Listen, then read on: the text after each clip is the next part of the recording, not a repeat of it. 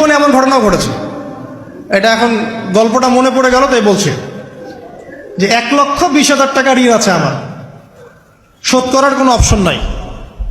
আমার কাছে আমার চোখে ধরা পড়ছে না যে 1,20,000 টাকা আমি কেমনে দিব। কি হলো, হঠাৎ করে আমরা একটা সার্কুলার দেখলাম যে সারা বাংলাদেশে ইসলামিক ট্যালেন্ট খোঁজা হচ্ছে।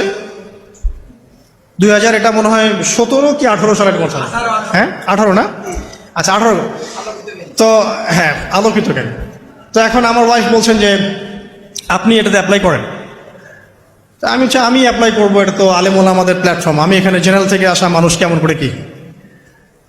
তো সে বলছেন না, আপনি পারবেন ইনশাল্লাহ, আপনি পড়াশোনা করেন ইনশাল্লাহ পারবেন। তো আমি দেখছি আগে প্রাইস কি আছে, কষ্ট তো করবো, আগে দেখি পুরস্কারটা কি। তো পুরস্কারটা দেখছি যে একটা ওমরা করাবে।